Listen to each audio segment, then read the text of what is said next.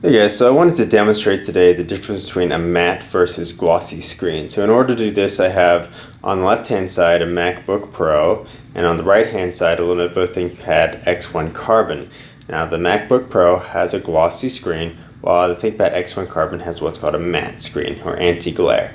So here's a fast way to demonstrate.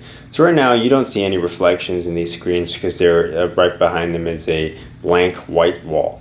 However, if I walk in front of the MacBook Pro like I'm about to do, you'll see me with my camera. Now if I shimmy on over to the ThinkPad X1 Carbon, all you kind of see is a silhouette of myself. So the MacBook Pro with the glossy screen is reflective, while the ThinkPad X1 Carbon with a matte screen is non-reflective. Now why is that a benefit? Well, the non-reflective nature will help if you're going to be staring at the screen for long periods of time. You won't have like objects reflecting behind you. You won't have to figure out what you're supposed to be looking at, the object behind you or what's on the screen.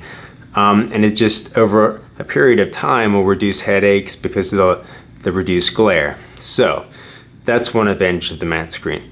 Now I'll have to actually turn these screens on to demonstrate what some advantages of the glossy screen might be.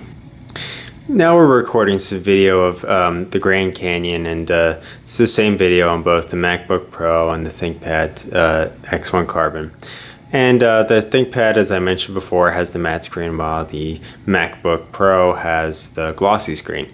Now the glossy screen really kind of helps to enhance colors and allow them to pop a bit more.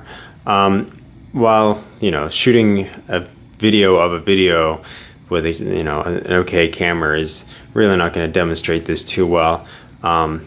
It's in person. I can tell you that the glossy screen does help the colors pop more than what you get on the ThinkPad X1 Carbon. So also I will add that the MacBook Pro colors are a little more true because the screen I think is a little better on color accuracy. However, if you're watching movies in a darkened room, the glossy screen is certainly going to help the colors to pop more and look nicer. Now, if I turn the light on, we're going to get some glare off the screen. So let me just demonstrate that. What happens here is I walk over to the light switch and turn it on. Okay. Since I don't have anything in the background, it's not reflective, but if I tilt the screens up, we have overhead lights here, boom, you can see the light reflecting off the MacBook Pro screen. So if you have a light right behind you, that's what's going to happen.